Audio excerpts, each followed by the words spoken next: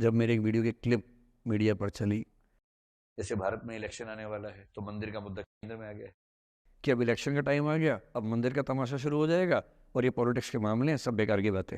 और उसके बाद कॉन्स्टिट्यूशन तरीके से मंदिर बन रहा है। कुछ ऐसा बोला, किसी ने उसकी छोटी सी क्लिप काट के चला दी। 1.5 साल तक एंग्जाइटी की दवाइयाँ खाई हैं, जबकि मैं बहुत ही मस्त वाला किस्म का आदमी हूँ। जैसे भारत में इलेक्शन आने वाला है तो मंदिर का मुद्दा केंद्र में आ गया। इस मंदिर के बनने या न बनने से किसकी सेहत पर क्या असर पड़ने वाला है? पड़ेगा किसी की सेहत पे असर। लेकिन मंदिर का मुद्दा इतना केंद्र में आ जाएगा, कुछ दंगे हो जाएंगे इलेक्शन से पहले। इलेक्शन के दिन व्यक्ति को लगता है कि मैं हिंदू हूं, मुझे मुसलमानों से रक्षा करनी है, मैं मुसलमान हूं, हिंदू से रक्षा करनी है। इलेक्शन के बाद सब ठीक हो जाएगा, सोचेंगे फुद्दू बन गए, गधे बन गए हम लोग तो। किंतु समझदारी का मौका 5 साल बाद मिलेगा, तब फिर दंगे हो जाएंगे। अब पिछले 7 दिन से मेरी 5 साल पहले की एक क्लिप चला रहे हैं वीडियो आजकल। 2019 के इलेक्शन से पहले जनवरी में मैं एक क्लास लेते हुए कह रहा हूँ कि अब इलेक्शन का टाइम आ गया, अब मंदिर का तमाशा शुरू हो जाएगा और ये पॉलिटिक्स के मामले हैं, सब बेकार की बातें।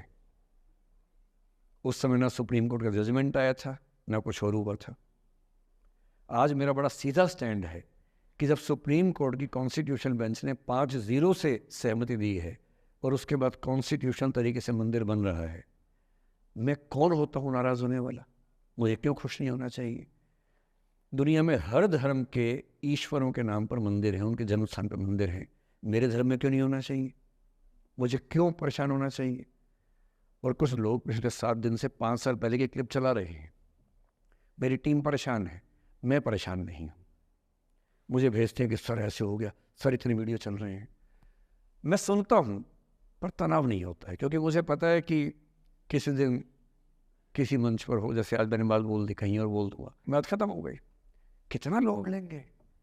और आप लोड लेते रहेंगे तो दुनिया देती रहेगी। दुनिया के पास बहुत है देने के लिए, वो हमेशा देते रहेंगे। खुद को ऐसा फूल प्रूफ बना लीजिए, शील्ड बना लीजिए अपने आसपास कि तनाव आता है फिसल के निकल जाता है। और अगर आप तनाव झेलने के लिए समर्थ हो जाते हैं, लेट गो कर देते हैं, मैं दावे से कह रहा हूँ, सफल कितने होंगे मुझे नहीं पता, जिंदगी आपकी शानदार होगी, ये मैं गारंटी दे रहा हूँ। और जब जब बुरा अनुभव हो, जब जब जब जब जीवन में बुरा अनुभव हो, सबको होता है, आपको भी होगा।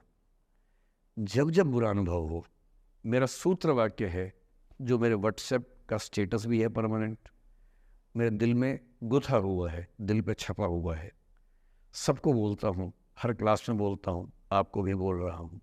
एक लाइन याद रखना, क्यों डरे जिंदगी में क्या होगा, कुछ ना होगा तो तजुर्बा होगा। उससे बड़ा कुछ नहीं है।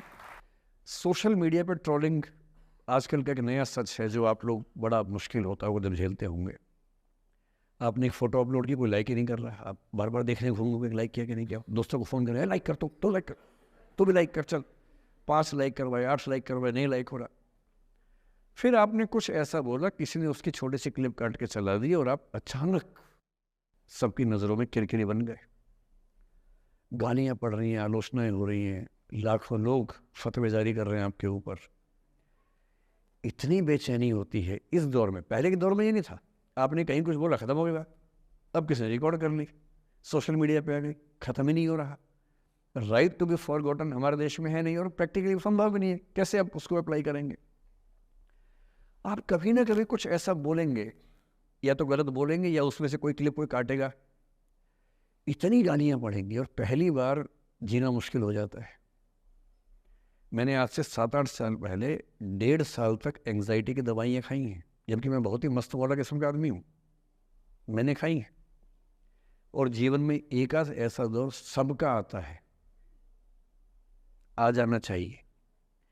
जब जीवन में एक आध बार ऐसा हो कि सारी दुनिया पीछे पड़ गई है, बहुत दिक्कत होगी, घबराहट होगी, बेचैनी होगी, एंग्जाइटी होगी, डिप्रेशन होगा, सब कुछ होगा। लेकिन एक बात ध्यान रखना, मेरी इस बात को ध्यान रखना, वो पहली और आखिरी परीक्षा है, उसके बाद कभी नहीं होगा।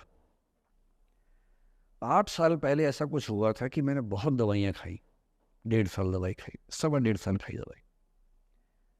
कारण पता था, कारण ठीक हुआ, दवाई छूट गई। उसके बाद मैंने ज़िंदगी का सबसे मुश्किल फेज़ पिछले साल झेला था, जब मेरे एक वीडियो की क्लिप मीडिया पर चली। FIR हुई, पता नहीं क्या क्या हुआ, सब कुछ हुआ, पर मैं आपके सामने बहुत ईमानदारी से कह रहा हूँ, मुझे तनाव नहीं हुआ, डिप्रेशन नहीं हुआ, एंग्जाइटी नहीं हुई, क्योंकि मैं पहले झेल चुका था।